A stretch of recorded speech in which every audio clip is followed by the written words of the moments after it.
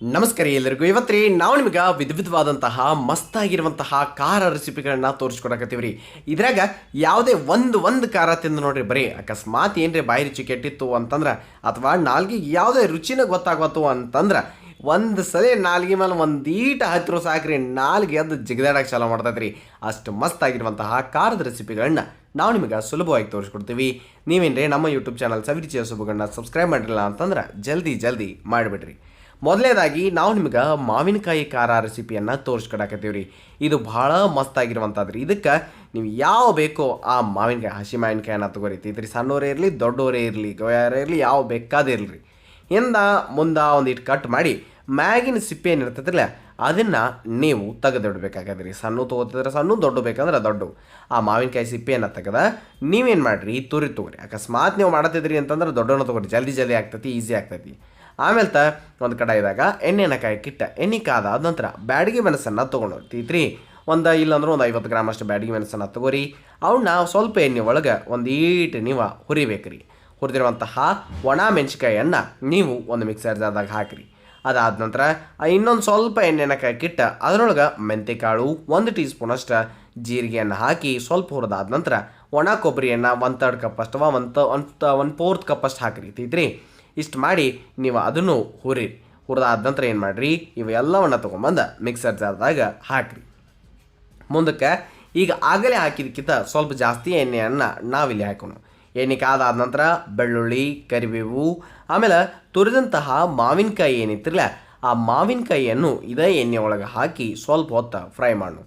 ಅದು ನೋಡ್ಬೋದು ಏಕದಮ್ ಸಾಫ್ಟಾಗಿ ಹಾಕೈತಿ. ಆಮೇಲೆ ಅದಕ್ಕೆ ಕೊತ್ತಂಬರಿಯನ್ನು ಎಳಿದಿತ್ತು ಅಂತಂದ್ರೆ ದಂಟು ಸಮೇತನ ಕೊತ್ತಂಬರಿಯನ್ನು ಹಾಕಿ ಗಾರ ತಿರುವಾಡೋರಿ. ಅದಾದ ನಂತರ ಇದಕ್ಕೆ ಅರಿಶಿನ ಪುಡಿ ಹಾಕಿ ಮತ್ತೊಮ್ಮೆ ನಾವು ಅದನ್ನು ಮಿಕ್ಸ್ ಮಾಡೋರಿ. ಈ ರೀತಿಯಾಗಿ ಇದು ಸಾಫ್ಟಾಗಿ ಆಗಬೇಕು. ಈಗ ಮಿಕ್ಸರ್ ಜಾರ್ದಾಗ ಏನೇನು ಹಾಕಿದ್ರಲ್ಲ ಅದಕ್ಕೊಂದಿಟ್ಟು ಉಪ್ಪನ್ನು ನೋಡ್ಕೊಂಡು ಹಾಕಿ ನಾವು ಪುಡಿ ಮಾಡ್ಕೊಂಡು ಬರಬೇಕ್ರಿ. ನೆನಪಿಟ್ಟುಕೊರಿ, ಗರ್ರ ಅಂಥೇಳಿ ಪುಡಿ ಮಾಡ್ಕೊಂಡು ಬರಬೇಕು. ಈ ರೀತಿಯಾಗಿ ಆಗ್ತೈತಿ ಮಸಾಲೆ ಪುಡಿ. ಇದನ್ನು ತೆಗೆದಿಟ್ಕೊರಿ. ಇದನ್ನು ನೀವು ಬೇಕಂದರೆ ಎದಕ್ಕರೆ ಬೇರೆ ಯೂಸ್ ಮಾಡ್ಕೊಳ್ಳೋಕ್ಕೂ ತೆಗೆದಿಟ್ಕೊಳ್ಬೋದು ರೀ. ಈಗ ಮಿಕ್ಸರ್ ಜಾರ್ದಾಗ ಒಂದು ಸುಟ್ಟಂತಹ ಈ ಉಳ್ಳಾಗಡ್ಡಿ ಅಥವಾ ಈರುಳ್ಳಿ ಮ್ಯಾಗಿನ ಸಿಪ್ಪೆ ತೆಗಿರಿ. ಅದಕ್ಕೆ ಈಗ ಏನು ಫ್ರೈ ಮಾಡಿದ್ರಲ್ಲ ಅದೆಲ್ಲ ಮ್ಯಾಂಗೋ ಅಥವಾ ಮಾವಿನಕಾಯಿಯನ್ನು ಹಾಕಿರಿ. ಅದ್ರ ಜೊತೆ ಬೆಲ್ಲ ಹಾಕಿರಿ. ಹಂಗೆ ಉಪ್ಪನ್ನು ಹಾಕಿ ನೀವು ಇದನ್ನು ಗೆರ್ರ ಅಂಥೇಳಿ ರುಬ್ಕೊಂಡು ಬರೀತೀತ್ರಿ. ಈ ರೀತಿಯಾಗಿ ಸಣ್ಣಂಗೆ ಪೇಸ್ಟ್ ಆಗ್ತೈತ್ರಿ. ಗೊತ್ತಾತ್ರಿ, ಮಾವಿನಕಾಯಿದಂತೂ ಏಕದಮ್ ಪೇಸ್ಟ್ ಐತಿ. ಕಡಾಯಿದಾಗೆ ಸ್ವಲ್ಪ ಎಣ್ಣೆನ ಕಾಯಕ್ಕಿಟ್ಟು ಅದಕ್ಕೆ ಹಿಂಗನ್ನು ಹಾಕಿ ಈ ಪೇಸ್ಟನ್ನು ನೀವು ಹಾಕಬೇಕ್ರಿ. ಅದ್ರ ಜೊತೆ ಆಗಲೇ ಏನು ಖಾರದ ಪುಡಿ ಅಥವಾ ಮಸಾಲೆ ಪುಡಿ ಮಾಡಿದ್ರಲ್ಲ ಅದನ್ನು ಸಹ ಹಾಕಿ ನೀವು ಮಿಕ್ಸ್ ಮಾಡ್ಬೇಕ್ರಿ. ಈ ಒಂದು ಖಾರ ನೀವು ಆರಾಮಾಗಿ ಸ್ಟೋರ್ ಮಾಡಿ ಇಟ್ಕೊಳ್ಬೋದು. ಅದಕ್ಕೆ ಕೆಡಂಗಿಲ್ಲ, ಏನೂ ಆಗೋದಿಲ್ಲ ರೀ.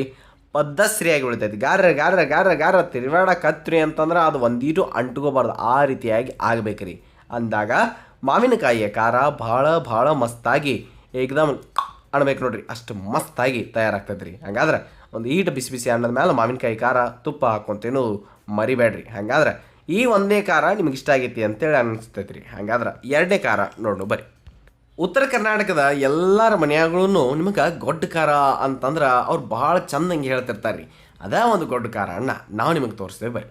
ಒಂದು ಕಡೆಯದಾಗ ಎಣ್ಣೆಯನ್ನು ಕಾಯಕ್ಕಿಟ್ಟ, ಎಣ್ಣೆ ಕಾದಾದ ನಂತರ ಒಂದು ಈಟ ಜೀರಿಗೆಯನ್ನು ಹಾಕಿ, ದಮ್ದಮ್ಮನು ಬೆಳ್ಳುಳ್ಳಿ ಹೆಸರು 2-3 ಹಾಕಿ ಅದಕ್ಕೆ ಒಂದಿಟ್ಟು ಕರಿಬೇವನ್ನು ಹಾಕಿ ಸ್ವಲ್ಪ ಫ್ರೈ ಮಾಡೋರಿ. ಏಕದಮ್ ಸಿಂಪಲ್ಲಾಗಿ ಮಾಡು. ಮತ್ತು ಅಂಥದ್ದೇನು ಇಂಗ್ರೀಡಿಯೆಂಟ್ಸ್ ಇಲ್ಲಿ ಭಾಳ ಬೇಕಾಗಿಲ್ಲ, ಅಷ್ಟೇ ಸೇಮ್ ಇರ್ತಾವೆಲ್ಲ. ಆಮೇಲೆ ಕೊತ್ತಂಬರಿಯನ್ನು ಹಾಕಿ ದಂಟು ಸಮೇತನ ಹಾಕಿ ಒಂದು ಸ್ವಲ್ಪ ಆ ಕಡೆಯಿಂದ ಈ ಕಡೆ ಮಾಡಿ ಇದಕ್ಕೆ ಬ್ಯಾಡಗಿ ಮೆಣಸು ಒಂದು ಈಟ್ ಬೇಕಂದ್ರೆ ಈ ಖಾರದ ಮೆಣಸಿಕಾಯಿ ಇರ್ತಾರಲ್ಲ ಅವನಷ್ಟು ಸೇರಿಸ್ರಿ. ಎಷ್ಟು ಬೇಕೋ ಒಂದು ಸ್ವಲ್ಪ ಸೇರಿಸ್ರಿ. ಬ್ಯಾಡಗಿ ಮೆಣಸು ಖಾರ ಏನಿರೋದಿಲ್ಲ, ಬರೀ ಕಲರ್ ಸಲುವಾಗಿ ಅಂತ ನಾವು ಹಾಕ್ತೀವಿ. ಅವನ್ನ ತಿರುವೇಳಿ ನಿಮಗೆ ಎಷ್ಟು ಬೇಕೋ ನೋಡ್ಕೊಂಡು ಅಷ್ಟಕ್ಕೆ ಈ ಒಂದು ಮೆಣಸಿಕಾಯನ್ನು ತೊಗೊರಿ, ಒಣ ಮೆಣಸಿಕಾಯಿ. ಆಮೇಲೆ ಸುಟ್ಟಂತಹ ಒಂದು ಉಳ್ಳಾಗಡ್ಡಿ ಐತೆ ಕಡೆ ಮಿಕ್ಸರ್ ಜಾರ್ದಾಗ ಇದನ್ನು ಹಾಕಿ ಇದಕ್ಕೊಂದಿಟ್ಟು ಉಪ್ಪನ್ನು ಹಾಕಿ ನಾವು ಗೆರ್ರ ಅಂಥೇಳಿ ರುಬ್ಬಬೇಕ್ರಿ. ನೆನಪಿಟ್ಕೊರಿ, ಗೊತ್ತಾದ್ರಿ. ಈ ರೀತಿಯಾಗಿ ಅದನ್ನೆಲ್ಲನೂ ಮಿಕ್ಸ್ ಮಾಡಿದ ನಂತರ ಅದಕ್ಕೆ ಈಗೇನು ನೀವೆಲ್ಲ ಫ್ರೈ ಮಾಡಿಟ್ಟಿದ್ದಿಲ್ಲ ಮೆಣಸಿಕಾಯಿ ಆಟ ರುಬ್ಬಿರಿಗೆ, ಅದಕ್ಕೆ ಈ ಜೀರಿಗೆ, ಕರಿಬೇವು, ಕೊತ್ತಂಬರಿ, ಸುಟ್ಟಂತಹ ಉಳ್ಳಾಗಡ್ಡಿ, ಬೆಳ್ಳುಳ್ಳಿ, ಸ್ವಲ್ಪ ಹುಣಸೆಹಣ್ಣು, ಸ್ವಲ್ಪ ಬೆಲ್ಲ, ಹಂಗೆ ಇದ್ರಾಗನ ಏನು ಮಾಡಿರಿ ಅಂತಂದ್ರೆ ಸ್ವಲ್ಪ ಅಡುಗೆ ಎಣ್ಣೆಯನ್ನು ಹಾಕಿರಿ. ಆಗಿದ ನಂತರ ಅದನ್ನು ಮತ್ತೊಮ್ಮೆ ನೀವು ಗೆರ್ರ ಅಂಥೇಳಿ ರುಬ್ಬಿದ್ರಿ ಅಂತಂದ್ರೆ ಏಕದಮ್ ಪೂರ್ತಿ ಕೂಡ್ಕೊಂಬಿಡ್ಬೇಕ್ರಿ. ಹುಣಸೆಹಣ್ಣು, ಬೆಲ್ಲ ಎಲ್ಲ ಮಿಕ್ಸ್ ಆಗಿಬಿಡ್ಬೇಕು. ಹಂಗೆ ನೀವು ಅದನ್ನು ಚೆನ್ನಾಗಿ ರುಬ್ಬಿ ಮಿಕ್ಸ್ ಮಾಡ್ಬೇಕಿತ್ತಿಲ್ಲ. ಈ ರೀತಿಯಾಗಿ ಮಾಡಿದ್ರಿ ಅಂತಂದ್ರೆ ಉತ್ತರ ಕರ್ನಾಟಕದ ಗೊಡ್ಡು ಖಾರ ಭಾಳ ವಿಶೇಷವಾಗಿ ತಯಾರಾಗ್ತೈತೆ. ಇದನ್ನು ಸಹ ನೀವು ಸ್ಟೋರ್ ಮಾಡಿ ಇಟ್ಕೊಳ್ಬೋದು. ರೊಟ್ಟಿ ಚಪಾತಿ ಅನ್ನ ಎಲ್ಲದಕ್ಕೂ ಒಂದು ಬೆಸ್ಟ್ ಕಾಂಬಿನೇಷನ್. ಸೈಡ್ ಇಟ ಹಚ್ಕೊಂಡು ತಿನ್ನಕ್ಕೆ ಒಂದು ಸಲ ಬಿಸಿ ಬಿಸಿ ಅನ್ನದ ಮೇಲೆ ತುಪ್ಪ ಮತ್ತು ಖಾರ ಹಾಕ್ಕೊಂಡು ತಿಂದು ನೋಡ್ರಿ. ಇದಕ್ಕಂತರೂ ನೀವು ಫಿದಾಗಿ ಹೋಗೋದು ಗ್ಯಾರಂಟಿ ರೀ. ಹಾಗಾದ್ರೆ ನಮ್ಮ ಮೂರನೇ ಖಾರ ಬೆಳ್ಳುಳ್ಳಿ ಖಾರ ಅನ್ನ ನೋಡು ಬರ್ರಿ. ಅದು ಸಿಂಪಲ್ಲಾಗಿ ಮಾಡುವಂಥದ್ದು ರೀ, ಅಷ್ಟೇ ಮಸ್ತಾಗಿರುವಂಥದ್ದು ರೀ. ಇದಕ್ಕೆ ಏನಿಲ್ಲ, ಒಂದು ಎಣ್ಣೆ ಕಾಯ್ಕಿಟ್ಟು ಎಣ್ಣೆ ಅದಾದ್ಮೇಲೆ ಜೀರಿಗೆಯನ್ನು ಹಾಕಿ ಇದಕ್ಕೆ ಒಣ ಬ್ಯಾಡಗಿ ಮೆಣಸಿಕಾಯನ್ನ ಕಟ್ ಮಾಡಿ ಹಾಕಿದ್ವಿ. ಅವನ್ನ ನಾವಿಲ್ಲಿ ಫ್ರೈ ಮಾಡ್ಕೊಳಕ್ಕೆ ಕಡಿಮೆ ಇದಾವ್ರಿ, ಭಾಳ ಏನಿಲ್ಲ, ಸ್ವಲ್ಪ ಕಡಿಮೆ.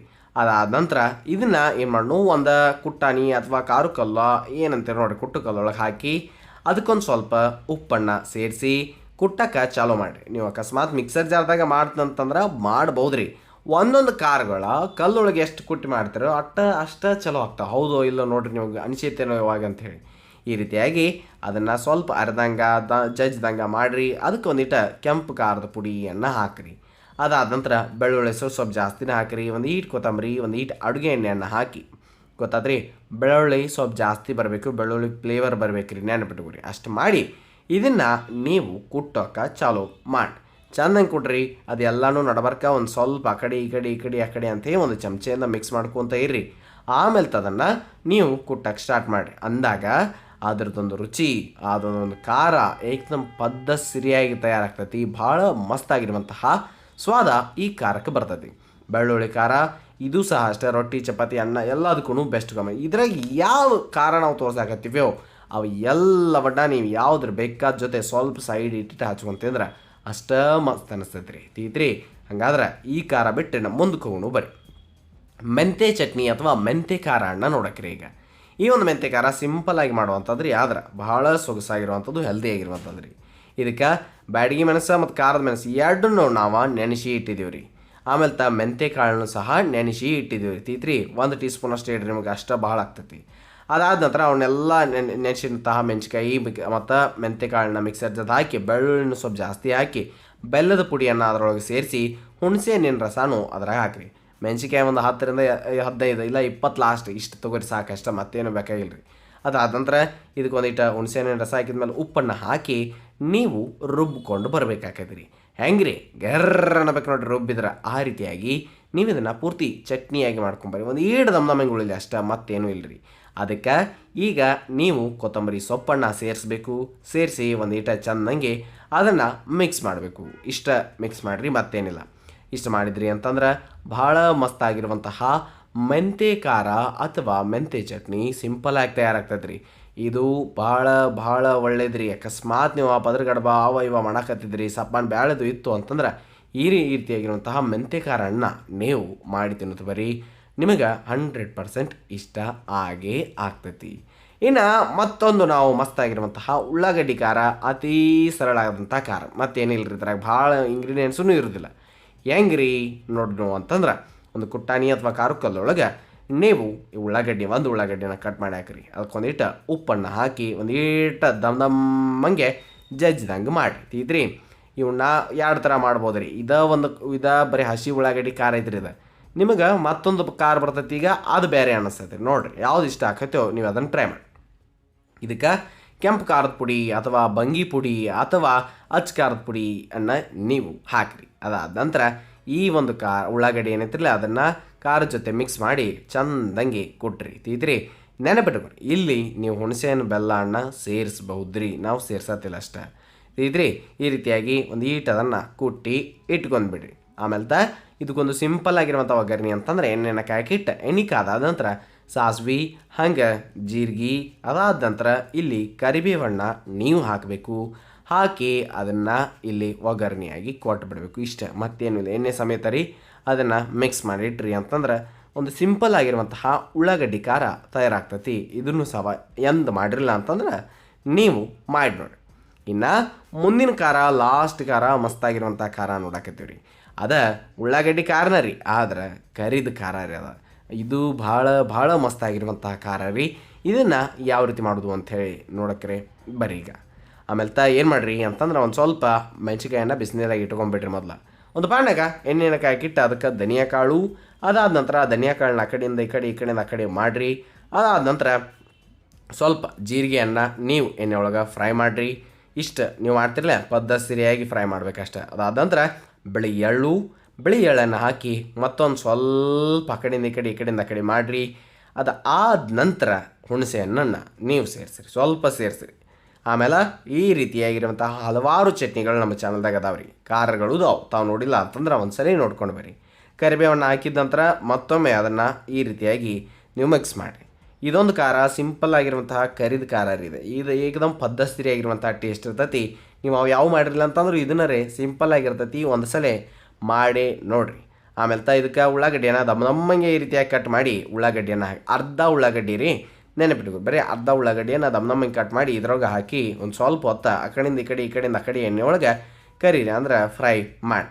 ಇನ್ನು ಮುಂದಕ್ಕೆ ಮಿಕ್ಸರ್ ಜಾರ್ದಾಗ ಒಣ ಮೆಣಸಿಕಾಯಿ ಏನಿದ್ದು ನೋಡಿರಿ, ಅವನ್ನ ನಾವು ಬಿಸಿನೀರಾಗ ನೆನೆಸಿಟ್ಟಿದ್ದೀವಿ. ಅದಕ್ಕೆ ಒಂದಿಟ್ಟು ಉಪ್ಪನ್ನು ಹಾಕಿದ್ದೀವಿ, ಆಮೇಲೆ ಬೆಲ್ಲ ಸಹ ಸೇರಿಸಿದ್ದೀವಿ. ಆಮೇಲೆ ಈ ಹುಣಸೆ ಹಣ್ಣು ನೋಡ್ರಿ ಅದನ್ನು ಸಹ ಇದ್ರಾಗ ಹಾಕಿ ಒಂದು ಸಲ ಗೆರ್ರ ಅಂಥೇಳಿ ಅಣಿಸಿದ್ದೀವಿ ರೀ. ಈ ರೀತಿಯಾಗಿ ನೀವು ಅದನ್ನು ಮಾಡಬೇಕು, ರುಬ್ಬಬೇಕು ರೀ, ಗೊತ್ತಾತಲ್ಲ. ಈ ರೀತಿಯಾಗಿ ರುಬ್ಬಿ ಮಾಡಿದ್ಮೇಲೆ ಅದಕ್ಕೆ ಈಗೇನು ಫ್ರೈ ಮಾಡಿದ್ರಲ್ಲ ಆ ಉಳ್ಳಾಗಡ್ಡಿಯನ್ನು ನೀವು ಹಾಕಿರಿ. ಅಂದರೆ ಈ ಉಳ್ಳಾಗಡ್ಡಿ ಕರಿಬೇವು ಎಲ್ಲ ಇದ್ರಲ್ಲ ಅದನ್ನು ಸಹ ದಮ್ಮಂಗೆ ಉಳಿಯುವಂಗೆ ತಿರ್ಗಿಸಿ, ಒಂದೇ ಸಲ ತಿರ್ಗಿಸ್ರಿ ಸಾಕು. ಮುಂದಕ್ಕೆ ಆ ಪಾಂಡಾಗ ಎಣ್ಣೆಯನ್ನು ಕಾಯಕ್ಕಿಟ್ಟು ಅದಕ್ಕೆ ಕಾಯಿಸಿದ ನಂತರ ಸಾಸಿವೆ, ಜೀರಿಗೆ ಇವೆಲ್ಲನೂ ಹಾಕಿರಿ. ಅದಾದ ನಂತರ ಒಂದು ಸ್ವಲ್ಪ ಹಿಂಗೆ ಸಹ ಸೇರಿಸ್ರಿ. ಮತ್ತು ಬಿಳಿ ಎಳ್ಳು, ಇನ್ನು ಅರ್ಧ ಉಳ್ಳಾಗಡ್ಡಿಯನ್ನು ದಮ್ಮಂಗೆ ಕಟ್ ಮಾಡಿ ಈ ರೀತಿ ಹಾಕಿ ಅದ್ರ ಜೊತೆ ಕರಿಬೇವನ್ನು ಸಹ ಹಾಕಿ ನೀವು ಫ್ರೈ ಮಾಡಬೇಕಾಗತ್ತೆ ರೀ.